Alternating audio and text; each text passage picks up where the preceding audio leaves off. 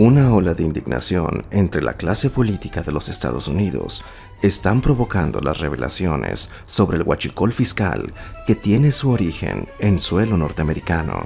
Desde las exhibiciones de chats, audios y videos de los teléfonos perdidos del ejecutado huachicolero Sergio Carmona, hasta los combustibles que ingresan por ferrocarriles o por alta mar, desde Houston al puerto de Altamira, el contrabando de gasolinas y diésel se salió de control.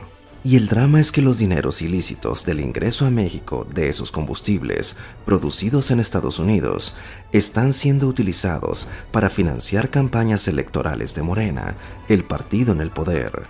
Y esto sí puede resultar en un punto de quiebre, con serias implicaciones para el partido que dirige Mario Delgado, también coordinador de la campaña presidencial de Claudia Sheinbaum, porque el caso judicial podría arraigarse en Estados Unidos con desenlaces que hoy serían calificados como impensables. Analicemos. Mexicanos, Pemex y particulares compran en refinerías norteamericanas gasolinas y diésel de manera legítima, pero empleando pipas, ferrocarril o buques tanque, los introducen a México sin pagar impuestos o declarando que lo que están pasando son aceites parafínicos que tienen otro arancel. Eso ya de suyo es un ilícito, un acto criminal. Una buena parte del dinero, producto de ese huachicol fiscal, es destinado a financiar campañas políticas de Morena, como ya quedó de sobra demostrado con los teléfonos perdidos de Carmona.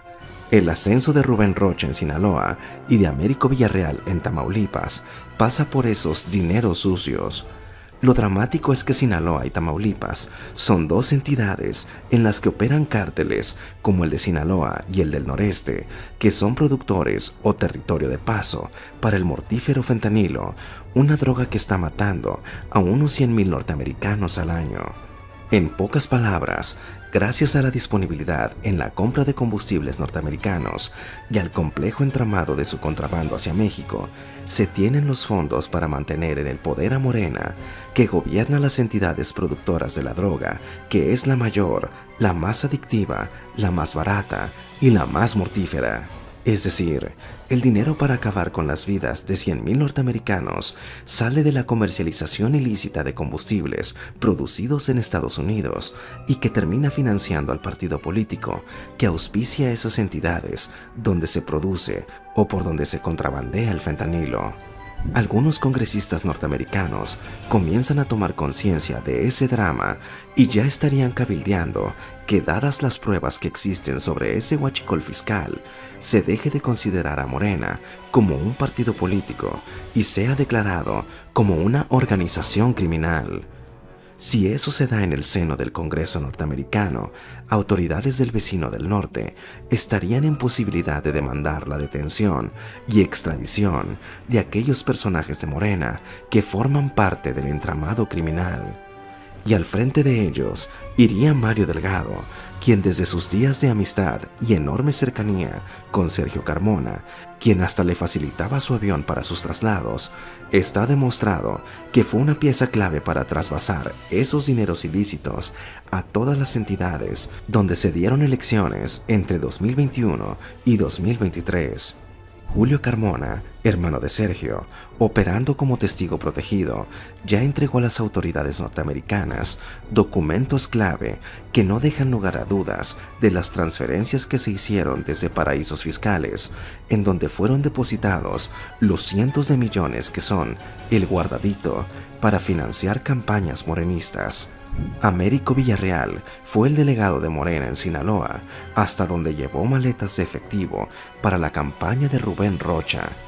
Y un año más tarde, el ya gobernador de Sinaloa habría pagado el favor, devolviendo recursos para financiar la campaña de Américo Villarreal para gobernar Tamaulipas. Aunque eso de gobernar es un decir, porque las posiciones clave del gobierno tamaulipeco son controladas hoy por la viuda de Sergio Carmona, Perla McDonald Sánchez, quien está cobrando así todo el financiamiento que su difunto marido le dio a la campaña morenista. Y los candidatos y las candidatas al Senado, a diputaciones o a alcaldías clave en Tamaulipas, como Erasmo González Olga Sosa o José Ramón Gómez Leal, entre otros, aparecen claramente como parte del engranaje guachicolero de Sergio Carmona. Pueden imaginar que 2 semanas antes de la elección presidencial, el gobierno de los Estados Unidos reclamara la extradición de Mario Delgado, acusándolo de ser eje central de la distribución de esos dineros ilícitos a las campañas de Morena. Hasta hoy los morenistas, desde el presidente Andrés Manuel López Obrador, pasando por el líder de Morena, por Américo Villarreal o Erasmo González, entre otros, guardan hermético silencio sobre las revelaciones de los millones y millones de litros de combustibles contrabandeados cada mes desde los Estados Unidos. Pero tendrán que salir a dar la cara cuando se acaben de conocer otros testimonios que no dejan lugar a dudas que las maletas de efectivo viajaron desde Tamaulipas hasta Sinaloa para garantizar que Morena gobernara los dominios de Joaquín El Chapo Guzmán. Morena está en peligro, y si no hay un oportuno control de daños, su candidata presidencial también. Y como lo ven, una pista más, un ángulo más, una prueba más, una parte más de la enorme red de corrupción y relación con la delincuencia organizada que tienen Obrador y su secta.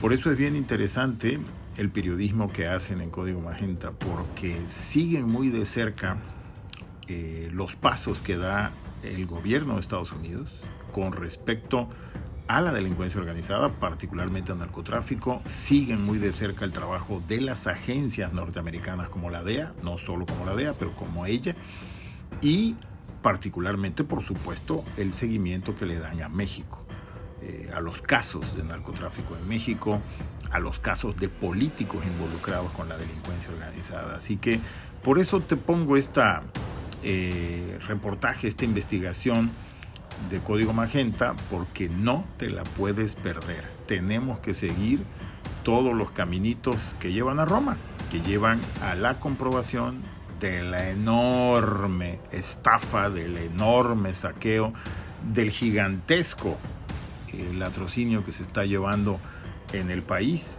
y muy de cerquita con la delincuencia organizada, con esa depravada relación con el crimen organizado que ha mantenido Obrador y que cada vez brota más por diferentes partes del país y del mundo.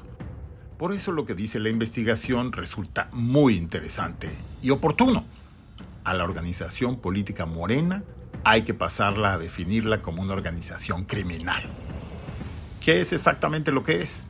Muchas gracias y nos vemos a la próxima.